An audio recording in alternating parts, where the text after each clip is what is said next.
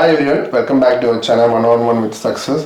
ഞങ്ങളുടെ ചാനലിൽ ഇന്നൊരു പുതിയ സെഗ്മെന്റ് സ്റ്റാർട്ട് ചെയ്യുകയാണ്, movie reviews. Movie reviews Malayalam, തമിഴാണ് ഞങ്ങൾ മെയിനായിട്ട് ടാർഗറ്റ് ചെയ്യുന്നത്. റീസെൻ്റ് റിലീസായി ജൂലൈ 12 കഴിഞ്ഞ വെള്ളിയാഴ്ച റിലീസായി ഇന്ത്യൻ മൂവിയാണ് ഇന്ന് റിവ്യൂ ചെയ്യുന്നത്. ഈ റിവ്യൂവിന് എന്നോടൊപ്പം പങ്കെടുക്കുന്നത് എൻ്റെ 3 സുഹൃത്തുക്കളാണ്. ഞങ്ങൾ 4 പേരും കൂടി ഇന്നലെ പോയി മൂവി കണ്ടു. ഞങ്ങളുടെ ഈച്ച് ഓഫ് ഒപ്പീനിയൻ ആണ് ഇവിടെ സംസാരിക്കാൻ പോകുന്നത്. So it's not just a review, it's kind of a discussion. Welcome Jerry, Jebin and Jiyan to the show. ഏകദേശം UK തന്നെയാണെങ്കിലും 150-200ഓളം തിയേറ്ററുകളിൽ റിലീസായ മൂവിയാണ്. Will start. എന്ത് തോന്നുന്നു പടം കണ്ടിട്ട്? ഞാൻ ഉദ്ദേശിച്ച അത്രയും വന്നിട്ടില്ല. ശരിക്കും പറഞ്ഞു കഴിഞ്ഞാൽ കഥ ഒരു ഏകദേശം എന്തുകൊണ്ടായിരുന്നു, കണ്ടിന്യൂഷൻ ആയിരിക്കും എന്നുള്ളത്. പക്ഷേ ഞാൻ എന്താ പറയുന്നത്, ആ ഒരു ബന്ധം ഇല്ലാത്ത രീതിയിലായിരുന്നു പോയിക്കൊണ്ടിരുന്നത്. 30 വർഷങ്ങൾക്ക് ഏകദേശം മുമ്പ് ഇറങ്ങിയ ഇന്ത്യന്റെ ഒരു കണ്ടിന്യൂഷൻ ആണ് ചെയ്യാൻ പ്രതീക്ഷിച്ചത് അല്ലേ? അതായിരുന്നു പ്രതീക്ഷ. എങ്ങനെ ഉണ്ടായിരുന്നു? ഒരു ഫീൽ കൂട്ടി കിട്ടിയോ? മിക്സഡ് റിവ്യൂസ് ആണ് നമ്മൾ പൊതുവെ കേൾക്കുന്നത് ഔട്ട്സൈഡ്. മിക്സഡ് റിവ്യൂസ് ആണ് യൂട്യൂബിലെ. ഇത് നമ്മള് 1996 ടിവിൻ പറഞ്ഞ പോലെ പണ്ട് ഇറങ്ങിയ പടം. അപ്പൊ നമുക്കൊരു പ്രതീക്ഷ ഉണ്ടായിരുന്നു, especially Kamal Haasan, such A great actor. അപ്പൊ കമൽഹാസനെ പോലെ ഒരു ഗ്രേറ്റ് ആക്ടർ ഇങ്ങനെ മൂവി ചെയ്യുമ്പോൾ നമുക്കൊരു പ്രതീക്ഷയുണ്ട്. പക്ഷെ പ്രതീക്ഷയ്ക്ക് വിപരീതമായിട്ടുള്ളൊരു എക്സ്പീരിയൻസ് ആണ് നമുക്ക് കിട്ടിയത്. പിന്നെ എല്ലാവർക്കും ഇപ്പോൾ അറിയാം, ഈ മൂവി റിലീസ് ചെയ്തപ്പോൾ എല്ലാവർക്കും അറിയാം, ഇനിയുണ്ട് അതിന്റെ ഒരു കണ്ടിന്യൂഷൻ ഇവിടെ വരുന്നുണ്ട്. But coming back to this, ആദ്യമായിട്ടായിരിക്കും ഒരു പടത്തിന്റെ ഉള്ളിൽ ഒരു ട്രെയിലർ കൊണ്ടുവന്നേ. അത് ഒരു ഇൻട്രസ്റ്റിംഗ് ഇതായിരുന്നു, ഒരു സെഗ്മെന്റ് ആയിരുന്നു അതിനകത്ത്. But coming back to this movie, starting was okay. I felt, എന്റെ ഒരു പേഴ്സണൽ ഒപ്പീനിയനിൽ first half was good. Second ഹാഫില് ആക്ഷൻ സീൻസ് ആയാലും എന്താ പറയുന്ന ആ ഒരു സ്റ്റോറി ഡെവലപ്മെന്റ്, അത് ഒരു ഇച്ചിരി ഡ്രാഗിങ് ആയിരുന്നു. പിന്നെ ഇതിനകത്ത് നമുക്ക് മനസ്സിലാക്കാവുന്ന ഒരു കാര്യം, കറപ്ഷൻ എല്ലായിടത്തും ഉണ്ട്. ബട്ട് അതിന്റെ ഒരു മോറൽ ആസ്പെക്ട്, അതിലൊരു സ്റ്റോറി ഉണ്ട്, ഒരു പർട്ടിക്കുലർ സ്റ്റോറി ഉണ്ട്. അതിലെ മോറൽ ആസ്പെക്ട് ആണ് എനിക്ക് ഏറ്റവും ഇഷ്ടമായത്. കാരണം അത് എങ്ങനെയാണ് അത് അഫക്ട് ചെയ്യുന്നത്. നമുക്ക് എല്ലാവരും നന്നാക്കാൻ പറ്റത്തില്ല. ബട്ട് കറപ്ഷൻ നമുക്ക് ഒരിക്കലും ഇല്ലാതാക്കാൻ പറ്റത്തില്ല. അത് ഇന്ത്യയിൽ മാത്രമല്ല ഈ കറപ്ഷൻ ഉള്ളത്, ഈ ലോകം എല്ലായിടത്തും ഉണ്ട്. അപ്പം ആ ഒരു കറപ്ഷൻ നമുക്ക് ഇല്ലാതാക്കാൻ നമ്മൾ ശ്രമിച്ചാലും അതിന് നമുക്കൊരു ബൈ പ്രോഡക്റ്റ് പോലെയാണ് നമുക്ക് നമ്മുടെ ഫാമിലിയിൽ ഉണ്ടാകുന്ന ഒരു പ്രശ്നം, അല്ലെങ്കിൽ അങ്ങനെ ഒരു എന്താ പറയുന്ന ഒരു ഇഷ്യൂസ് നമ്മുടെ ഫാമിലിയിൽ ഉണ്ടാകാം നമ്മൾ ഇതിന്റെ പുറകിൽ ഇറങ്ങിത്തിരിക്കുമ്പോൾ. ആ ഒരു കാര്യം വളരെ നന്നായിട്ട് എൻ്റെ ചെയ്തതായിട്ട് എനിക്ക് തോന്നിയത്. ജിയാനാണെങ്കിലും കറപ്ഷന്റെ കാര്യങ്ങളും, ചെറിയ സ്കൂപ്പ് കറപ്ഷൻ. അപ്പം ജെവിൻ, താങ്കളുടെ അഭിപ്രായം? എന്റെ അഭിപ്രായം പറയുകയാണെങ്കിൽ 96 ഇറങ്ങിയ പടവും 2024 ഇറങ്ങിയ പടവും, അതായത് 2017 തുടങ്ങിയ ഒരു ഷൂട്ടും കാര്യങ്ങളും ഇതിന്റെ ഒരു പ്രൊഡക്ഷനും എല്ലാം ഇതുമായിട്ട് 2017 തുടങ്ങിയ ഒരു പ്രൊജക്ട് നമ്മള് 96 ഒരിക്കലും കമ്പയർ ചെയ്യുവോ അല്ലെങ്കിൽ ആ ഒരു ഇത് ചെയ്യുകയോ ചെയ്യരുത്. കാരണം ഈ 96 ടെക്നോളജിയും 96 ആൾക്കാർ, അന്ന് അതൊരു ബ്രഹ്മാണ്ഡ ചിത്രമാണ്. അതായത് അന്ന് ഇത് പറഞ്ഞിരുന്നത് 2020 ഇറങ്ങേണ്ട പടമായിരുന്നു അന്ന് പറഞ്ഞിരുന്നത്. കാരണം അത്ര അഡ്വാൻസ്ഡ് ആയിട്ട് ശങ്കർ എന്ന് പറഞ്ഞ ഒരു സംവിധായകൻ അത് അവതരിപ്പിച്ചത്. നമ്മൾ ആ ഒരു എക്സ്പെക്ടേഷൻ ആണ് നമ്മൾ ഇതിലും പ്രതീക്ഷിക്കുന്നത്. അപ്പൊ നമ്മളിപ്പോ ഇനി അങ്ങനെ ഒരു എക്സ്പെക്ടേഷൻ വെച്ച് പോകണമെങ്കിൽ വല്ല റോബോട്ടിക് മൂവിലോട്ട് പോകേണ്ടി വരും. കാരണം ഇന്നത്തെ ഇപ്പൊ ഇറങ്ങുന്ന ഒരു മൂവിക്കകത്ത് ഇടയ്ക്ക് പിടിച്ചു നിൽക്കണമെങ്കിൽ ഇങ്ങനെയുള്ള ആസ്പെക്ടുകൾ ഈ മൂവിയിൽ ഇതുപോലെ രീതികളിൽ അവതരിപ്പിച്ചാൽ മാത്രമേ ഉള്ളൂ. ഇതിനകത്ത് എനിക്ക് അങ്ങനെ ഫീൽ ചെയ്തു. അങ്ങനെ കൊണ്ടുവന്നാൽ മാത്രമേ ഉള്ളൂ ഇതിനകത്തൊരു ഇത് കൊമേഴ്ഷ്യലി ബിസിനസ്സും കൂടി ആണല്ലോ. അഫ്കോഴ്സ് ഇത് വിജയിപ്പിച്ചെടുക്കണം, അതിന്റെ ഒരു ഭാഗമാണ്. അത് ഒരു ബിസിനസ് ഇതിലാണ് അവര് ഇപ്പം നെക്സ്റ്റ് പാർട്ടിന്റെ ട്രെയിലർ അല്ല, എനിക്ക് തോന്നുന്നു ഈ എൻഡ് ക്രെഡിറ്റ് പുതിയതല്ല അല്ലെ, ഹോളിവുഡിൽ എല്ലാ എൻഡ് ക്രെഡിറ്റ് കാണിക്കാറുണ്ട്. പക്ഷെ ഒരു ട്രെയിലർ, അതൊരു ഫുൾ ത്രൂ ഔട്ട് ട്രെയിലർ തന്നെ ആണോ എൻഡ് ക്രെഡിറ്റ് ആണോ എന്നുള്ളത്. പക്ഷെ നമുക്ക് കണ്ടവർക്ക് എല്ലാവർക്കും മനസ്സിലായത് ഒരു ട്രെയിലർ കാണുന്ന ഒരു ഫീലിംഗ്. കാരണം ഇറ്റ്സ് ദ മൂവി സ്റ്റോപ്പ്, അത് കഴിഞ്ഞിട്ട് പിന്നെ ഒരു ടോട്ടലി ഡിഫറെന്റ് മൂവി. അപ്പൊ നമ്മള് ഇപ്പം ജെബി പറഞ്ഞ 1996 മൂവി, ഞാൻ പറഞ്ഞു വന്നത് 1996 മൂവിയായിട്ട് കമ്പയർ ചെയ്യുകയല്ല. ബട്ട് ആ ഒരു കോമ്പിനേഷൻ, കമൽഹാസൻ ശങ്കർ കോമ്പിനേഷൻ, നമ്മൾ അതിൽ ഒത്തിരി എക്സ്പെക്ടേഷനിലായിട്ടാണ് നമ്മൾ ഈ മൂവി കാണാൻ പോകുന്നത്. ബട്ട് ഞാൻ ഇതിൻ്റെ അകത്ത് ഒരു കാര്യം എടുത്തു പറയുകയാണെങ്കിൽ, Siddharth has done very well in this movie. കാരണം അവൻ നല്ലപോലെ ചെയ്തെന്നാണ് എന്റെ ഒരു പേഴ്സണൽ. അവിടെയാണ് ഇപ്പൊ 96-ലാണ് കമലഹാസൻ ഡബിൾ റോളിൽ ചെയ്തു. അതൊരു സിദ്ധാർത്ഥിന്റെ വേറൊരു വേർഷനാണ് അന്ന് ചെയ്തേക്കുന്നത്. അപ്പൊ അതൊരു ഡബിൾ ഇമ്പാക്ട് ആണ് ഒരു മൂവിയിൽ. അതായത് രണ്ട് വ്യൂവിൽ വരുന്നത്. അതായത് അന്നൊക്കെ ആൾക്കാർ നമ്മളൊരു ഡബിൾ റോളിൽ കാണുക എന്ന് പറഞ്ഞാൽ തന്നെ ഒരു വലിയൊരു ഇതാണ്. അതും ഒരു ഭയങ്കര വെറൈറ്റി ആയിട്ടൊരു മേക്കപ്പ് വന്നു കൊണ്ടുവന്നു. അതേ ഇത് തന്നെ ഇപ്പോഴും പിന്നെ ഫോളോ ചെയ്തു. മനുഷ്യന് ഇത്ര 30 വർഷത്തിന് ശേഷം ഒരു അന്ന് കമലഹാസന്റെ പ്രായം ഇന്നത്തെ പ്രായത്തിൽ വെച്ചിട്ട് ഞാൻ പറയുന്നത് ഈ മൂവിയില് പ്രായം നല്ല എവിഡന്റ് ആണ് ശരിക്കും പറഞ്ഞാൽ. വിഎഫ്എക്സിന്റെ അതിപ്രസരം ഉണ്ടായിട്ട് തോന്നിയിട്ടുണ്ട്. അപ്പം പലയിടത്തായിട്ട് വിഎഫ്എക്സിന്റെ ഒരു തള്ളിക്കെട്ട് അല്ലെങ്കിൽ എനിക്ക് തോന്നി പേഴ്സണലി. How about that? നിങ്ങൾക്ക് അങ്ങനെ? അതിൽ ഞാൻ ഉറപ്പായിട്ട് അത് യോജിക്കുന്നത്. കാരണം എന്താന്ന് വെച്ചാൽ പണ്ട് ഇതിനു മുമ്പ് ഇറങ്ങിയ ശങ്കർ മൂവീസ് എല്ലാം നമ്മൾ മൂവി കാണുമ്പോൾ, ഞാനിത് മൂവിയുടെ ഇടയ്ക്ക് ടിവിനുമായിട്ട് ഡിസ്കസ് ചെയ്തൊരു കാര്യം, നമ്മൾ ലൊക്കേഷൻ കാണാൻ വേണ്ടി മാത്രം മൂവി കാണും. കാരണം അത്ര ഫ്രെയിമാണ്, അത്ര നല്ല ലൊക്കേഷൻസ് ശങ്കർ ഫൈൻഡ് ചെയ്ത് വരുന്നത്. ഇപ്പൊ ഈ വിഎഫ്എക്സ് വന്നതിന് ശേഷം ഏത് ലൊക്കേഷൻ എവിടെ ഏത് ഒന്നുമില്ല. കാരണം എല്ലാം എവിടെ ഒരു റൂമിൽ നിർത്തി വെച്ച് കാണിക്കാൻ പറ്റും. അത് പുതിയ എന്താ പറയുന്ന ഒരു ലൊക്കേഷനോ നമ്മളൊരു നാച്ചുറൽ ആയിട്ടുള്ള ഒരു ബ്യൂട്ടി മൂവിക്ക് നഷ്ടപ്പെട്ടോ എന്ന് ചോദിച്ചാൽ തീർച്ചയായിട്ടും 2024 നമ്മൾ എക്സ്പെക്ട് ചെയ്യുന്നത് വേറൊരു വേർഷനാണ്. മനസ്സിലായില്ലേ? അതാണ് നമ്മൾക്ക് ഒരു വിഎഫ്എക്സ് നല്ലതാണ്. കാരണം അതിൻ്റെ അത് ഒരു കാര്യം എവിഡന്റ് ആണ്. നമുക്ക് എന്താ പറയുന്നത്, നമ്മുടെ അൺഫോർച്ചുനേറ്റ്ലി നമ്മുടെ വലിയൊരു നടൻ നെടുമുടി വേണു പടം ഷൂട്ട് ചെയ്യുന്നതിന്റെ ഇടയ്ക്കായിരുന്നു. അപ്പം അദ്ദേഹത്തിന്റെ ചില റോൾസ് അവർക്ക് ആ ഒരു എന്താ പറയുന്നത് കമ്പ്യൂട്ടർ ജനറേറ്റഡ് ഇമേജ് കൊണ്ട് ചെയ്യാൻ പറ്റി. പക്ഷേ വിഎഫ്എക്സ് നല്ലതാണ്. ബട്ട് ആൾക്കാർ പ്രിഫർ ചെയ്യുന്നത് ഒരു നാച്ചുറൽ മൂവിയാണ്. വിഎഫ്എക്സ് ആവശ്യമുള്ള സ്ഥലത്ത് നല്ലതാണ്. നമുക്ക് അതിനെ കുറിച്ച് എതിരഭിപ്രായമില്ല. നമ്മള് എന്തിനും കണ്ടു വിഎഫ്എക്സ് ഉണ്ട്, അത് കാണാൻ വേണ്ടി തന്നെ. ശങ്കറിന്റെ മൂവി കാണുമ്പോൾ അതാണ് ഞാൻ പറയാം. എസ്പെഷ്യലി ഇങ്ങനെ ഒരു ഡയറക്ടറിന്റെ മൂവിക്ക് നമ്മള് പ്രതീക്ഷിക്കുന്നത് ഇതാണ്. ഈ ഓവറായിട്ട് റിലൈ ചെയ്ത പോലെ പോയി. കാരണം വിഎഫ്എക്സ് ഇല്ല. കാരണം okay, I can understand Kamal Haasan is very old എന്നൊന്നും ഞാൻ പറയുന്നില്ല. He has grown past his prime എന്ന് വേണമെങ്കിൽ പറയാം. പക്ഷെ അത് നമുക്കൊന്നും ചെയ്യില്ല. കാരണം പ്രായം നമുക്കൊന്നും സ്റ്റോപ്പ് ചെയ്യാൻ പറ്റത്തില്ല. കമലഹാസന്റെ ഇന്ത്യയിലാണേലും അതാണ് മെയിൻ. കമലഹാസന്റെ ഡിഫറെന്റ് മോഡ്സ് ഓഫ് ട്രാൻസിഷൻ അതിലും ഉണ്ട്. പക്ഷെ എത്രമാത്രം സക്സസ് ആയെന്നുള്ളത് കണ്ടു തന്നെ മനസ്സിലാക്കുന്നത്. ഞാൻ ഇന്നലെ ഒരു കമന്റ് പറഞ്ഞു, എ.ആർ. റഹ്മാൻ മ്യൂസിക് BGM ചെയ്യുകയാണെങ്കിൽ കുറച്ചും കൂടി നന്നായിരുന്നു. അതെ അതെ, പ്രത്യേകിച്ച് അതാണല്ലോ ഒരു ഐഡന്റിറ്റി ഇന്ത്യൻ ഫിലിമില്. ഓക്കെ, കമൽഹാസൻ വരുന്ന ആ സമയത്ത് ആ ഒരു ബാക്ക്ഗ്രൗണ്ട് വീഡിയോ ഉണ്ടല്ലോ, അത് ഇന്നും നമ്മൾ പഴയ ആ ഒരു അത് ചെറുതായിട്ട് കൊണ്ടുവന്നിട്ടുള്ളൂ. പിന്നെ അത് കഴിയുമ്പോഴത്തേക്ക് അവർ അതിന്റെ ടോൺ അങ്ങ് മാറിപ്പോയി ആ ബീജത്തിന്റെ. അപ്പൊ ഞാൻ പറഞ്ഞത് അത് കുറച്ചും കൂടെ ഫുൾ ത്രൂ ഔട്ട് വേണമായിരുന്നു. അപ്പൊ അതായിരുന്നെങ്കിൽ കുറച്ചും കൂടെ ഒരു ഇതിൽ നെക്സ്റ്റ് ലെവലിലേക്ക് പോയാനെ. പക്ഷെ ബ്ലാൻഡ് ആയിട്ടാണ് തോന്നിയത് ഫസ്റ്റ് ഹാഫ്. സോങ്സിന്റെ കാര്യത്തിലാണെങ്കിൽ തന്നെ സോങ്സ് രണ്ടെണ്ണേ വേണ്ടതുള്ളൂ മെയിൻ ആയിട്ടുള്ള സോങ്സ് രണ്ടും. what I felt like shouting പോലെയാണ്. നമ്മള് പാട്ട് കേൾക്കുന്നതിനേക്കാളും ഒരു ഭയങ്കര അയക്കുന്ന മൂവിയുടെ ഒരു പകുതി ബഡ്ജറ്റ് തന്നെ ആ സെക്കൻഡ് സോങ്ങില് ചെയ്തിട്ടുണ്ടായിരുന്നു.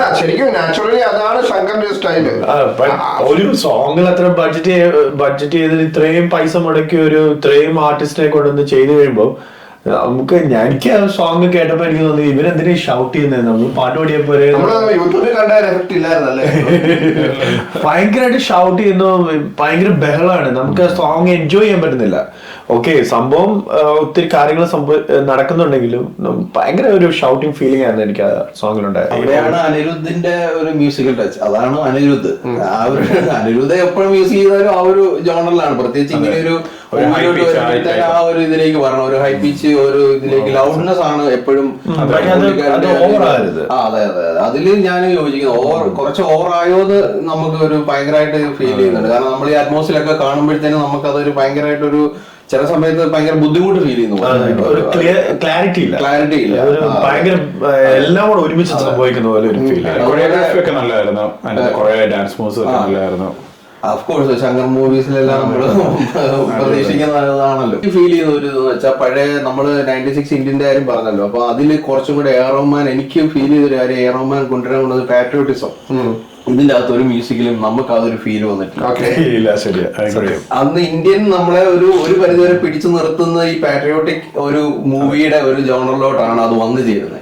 അല്ല അത് അതിന് ഒരു മ്യൂസിക്കിന് ഒരു ഭാഗം ഉണ്ടായിരുന്നു, പ്രത്യേകിച്ച് ആ ഒരു അതിന്റെ ഇപ്പൊ ജിയാൻ പറഞ്ഞ പോലെ ഒരു കുഞ്ഞു പാട്ട് കൊടുത്തപ്പോൾ പോലും നമ്മളിൽ വന്ന ആ ഒരു ആ ഒരു മൂവിയുടെ ഒരു എഫക്റ്റ് അത് ഇതിൽ ഒരിക്കലും ആ പാട്രിയോട്ടിസം ഒരിക്കലും കൊണ്ടുവരാൻ പറ്റിയിട്ടില്ല, ഒരിക്കലും ഒരു BGM ഒന്നിനും പറ്റിയിട്ടില്ല. അത് ഫ്രാങ്ക്ലി അങ്ങനെ തന്നെ പറയണം. അത് ഈ പാട്രിയോട്ടിസം പൊളിറ്റിക്സ് എന്ന് പറഞ്ഞാൽ ഈ സിനിമയിലേക്ക് തോന്നുന്ന അവർ കുറെ കാര്യങ്ങൾ എടുത്തു വെക്കാം.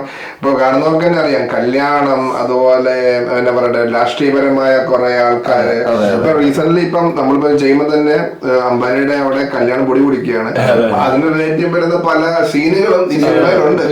പിന്നെ നമ്മുടെ ഇന്ത്യയിൽ നിന്ന് മാറുന്ന ഒരു ബിസിനസ് മാൻ സ്റ്റോറി, അത് റിലേറ്റ് ചെയ്യുന്ന അതായിരിക്കും റിലേറ്റ് ചെയ്യുന്നത്. പക്ഷെ നമുക്ക് കാണുമ്പോൾ അതാണ് ഫീൽ ചെയ്യുന്നത്. നമുക്ക് തന്നെയല്ല, അത് എല്ലാവർക്കും ഫീൽ ചെയ്യണം. അതിന് വേണ്ടിയിട്ടാണ് അവരത് ചെയ്തേക്കുന്നത്, ഫീൽ ചെയ്യാൻ വേണ്ടിയിട്ടാണ് അത് ചെയ്തേക്കുന്നത്.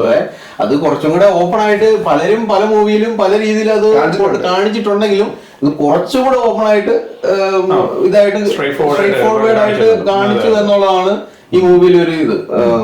പിന്നെ അത് എത്രത്തോളം അതൊരു നമുക്ക് ആൾക്കാരിലേക്ക് ഒരു മെസ്സേജ് എന്നുള്ള ഒരു ഇതിലേക്ക് എനിക്ക് തോന്നുന്നില്ല. അതൊക്കെ ഒരു കാരണം അതൊരു കറപ്ഷന്റെ ഒരു ഇതാണ് മേഖലയാണ്. എന്നിട്ട് അവസാനം പിന്നെ ഇതാണ് മനുഷ്യർക്ക് സംഭവിച്ചുകൊണ്ടിരിക്കുന്നത് എന്നും കൂടെ കാണിക്കുമ്പോഴാണ് തിരിച്ച് ബാക്ക് ടു നോർമൽ ലൈഫ്. അതായത് അവിടെയും വന്നു ചേരുന്നത് കറപ്ഷൻ ശരിയാണ്, അത് കറപ്ഷൻ ചെയ്താലും ലൈഫ് മുന്നോട്ട് പോയാൽ മതി എന്നുള്ള ഒരു ഇതിലേക്കാണ് കഥയുടെ ഒരു പോക്ക് പോകുന്നത് എനിക്ക് ഫീൽ ചെയ്തത്. ഓവറോൾ ഒരു മിക്സ്ഡ് റിവ്യൂസ് ആണ് നമ്മുടെ തന്നെ.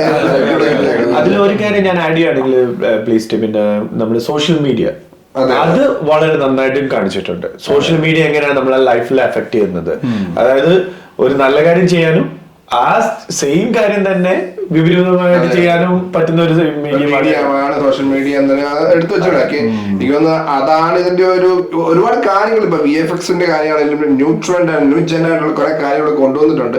പക്ഷെ ആ ഒരു ലിങ്ക് ഉണ്ടല്ലോ ഓൾ ജനറേഷനുമായിട്ടുള്ള താത്ത തിരിച്ചു വരുന്നു ഇത് കണ്ടിട്ട് എന്ത് വരുമ്പോ അവിടെയാണ് എനിക്കൊരു കാര്യം പറയണം. ഒരു പക്ഷെ നമ്മള് അടുത്തൊരു പാർട്ടൂടെ കാണുമ്പോഴായിരിക്കും ഇതിന്റെയൊക്കെ പല ഇത് വരാൻ പോകുന്നത്. കാരണം നമ്മളിപ്പോ സ്റ്റോറിയിൽ വന്ന പോരായ്മകളൊക്കെ നമ്മുടെ മനസ്സിലുള്ളപ്പോ നമ്മൾ ഒരുപക്ഷെ പ്രതീക്ഷിക്കേണ്ടത് എനിക്ക് തോന്നുന്നത് അടുത്തൊരു സ്റ്റോറിയിൽ ഓൾറെഡി അതിന്റെ പല വിട്ടുപോയ ഭാഗങ്ങളും മിസ്സിംഗ് പാർട്സ് അവിടെ ഉണ്ടാവും എന്നാണ് അതിന്റെ ഒരു ഇതാണ് ഷോർട്ട് ഫോം ആ ട്രെയിലർ. എനിക്ക് തോന്നുന്നത് അവർ ഉദ്ദേശിച്ചതാണ് ഈ ട്രെയിലർ കാണിച്ചോണ്ട് ഓക്കെ ഞങ്ങളിവിടെ നിർത്തുവല്ല, there is a continuation and you must watch it എന്നുള്ളൊരു മെസ്സേജ് ആണ്.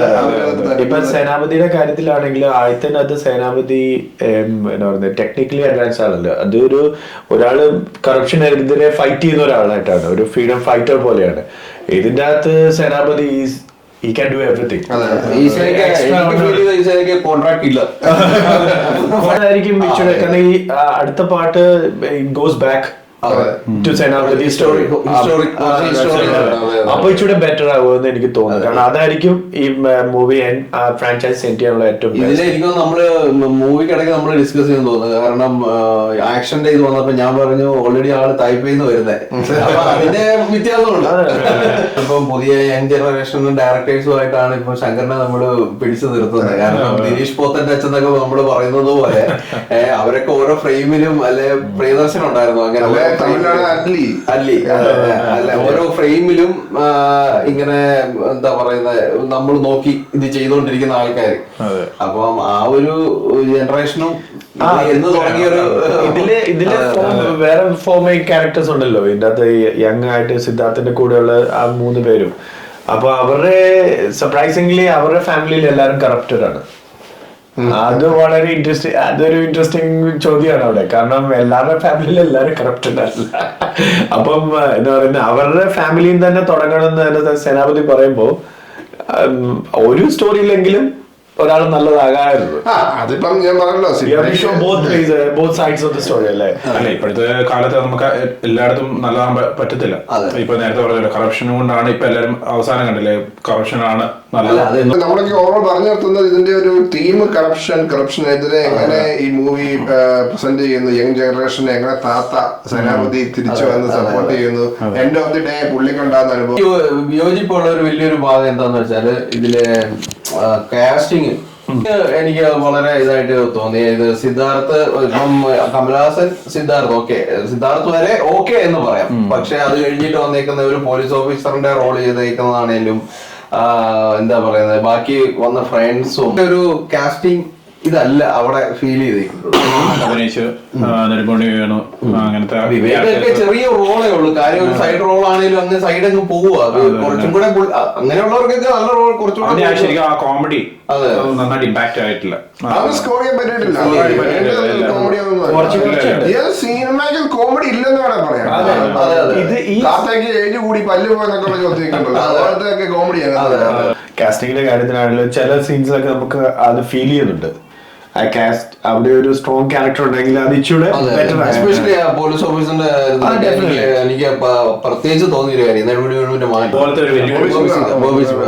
ബോബി സിംബ എനിക്ക് ആള് നല്ല എന്താ പറയുന്നത് നല്ല ആക്ടറാണ്. പക്ഷെ ഈ ഒരു റോളിന് ആപ്റ്റ് ആണോ എന്ന് ചോദ്യം അത് റോളിന്റെ മാത്രമല്ല, ആ എഴുതിയ ക്യാരക്ടർ ആണെങ്കിൽ തന്നെ ഇത്രയും മോശമായിട്ടുള്ള CBI ഓഫീസേഴ്സ് നമ്മള് ഇന്ത്യയിൽ കാണത്തില്ല. ഈ സേനാപതിയെ പിടിക്കാൻ ഈ പുള്ളിക്കാരൻ ഓട്ടടോ ഇത് ഓടി ഇയാള് അടുത്തെത്തും സേനാപതി പോകും, അടുത്തെത്തും സേനാപതി പോകും. ഈ ഒരു പരിപാടി മാത്രമേ ഉള്ളൂ എൻ്റെ അടുത്ത്. അവസാനം പിടിച്ചെങ്കിലും വീണ്ടും തിരിച്ചു റിലീസ് ചെയ്തിട്ട് നമ്മള് മറ്റേ സേനാപതി എന്നുള്ള ക്യാരക്ടറിന്റെ അയാളെ പിടിക്കാൻ പറ്റത്തില്ല. ഹ്യൂമൻ എലമെന്റ് ഈ സ്റ്റോറിയിൽ വേണമായിരുന്നു. കാരണം Senapathi showing as extraordinary person, അതിനകത്ത് ഇച്ചിരി ഒരു ഹ്യൂമൻ അതായിരുന്നു ഫസ്റ്റ് മൂവിയിലെ ഇച്ചിരി ആ ഒരു എലമെന്റ് ഉണ്ട്, ഹ്യൂമൻ എലമെന്റ്. അതായത് ഒരു അച്ഛനും മകനും തമ്മിലുള്ള സ്നേഹം, ഫാമിലി ഹ്യൂമൻ എലമെന്റ്. അതാണ് ഞാൻ പറഞ്ഞത്. സിദ്ധാർത്ഥിന്റെ സ്റ്റോറിയിലാണ് ശരിക്കും അത് വന്നേക്കുന്നത്. ബാക്കിയുള്ള സ്റ്റോറിയിൽ റോബോട്ടിക് ആയിപ്പോയി.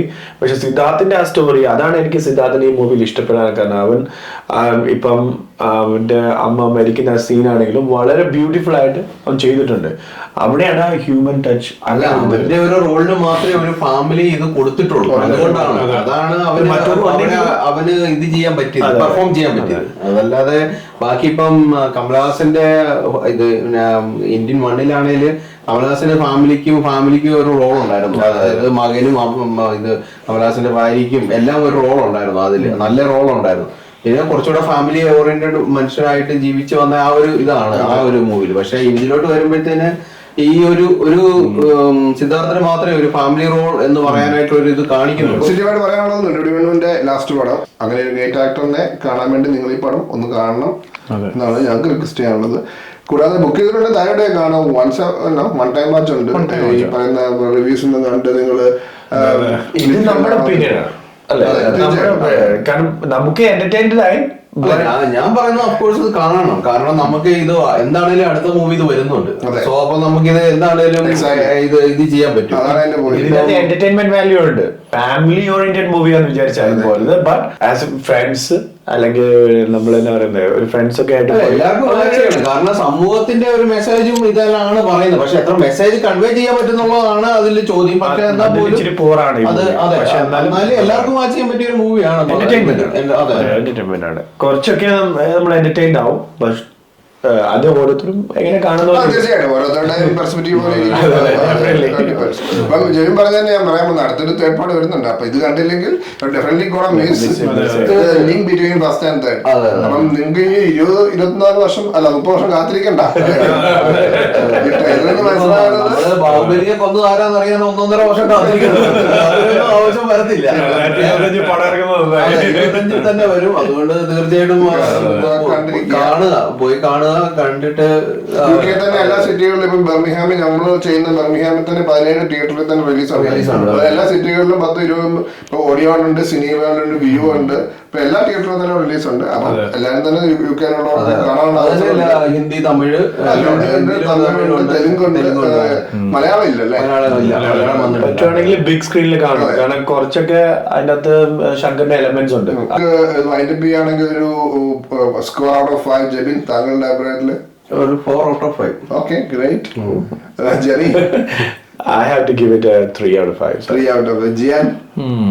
ടഫാണ്, എന്നാലും 3 കൊടുക്കാം. ബാക്കി അടുത്ത പറയുന്നത് 3 എടുക്കുവാണെങ്കിൽ 3.5 ആണ് പറയാം. അപ്പം ഒരു വൺ ടൈം വാച്ച് ആണ് ഞങ്ങൾ റെക്കമെൻഡ് ചെയ്യുന്നത്. It won't be a kind of exciting as such, but won't be a kind of waste of your money. So let's go and watch it, enjoy the movie and wait for the next one. Thank you everyone. Bye.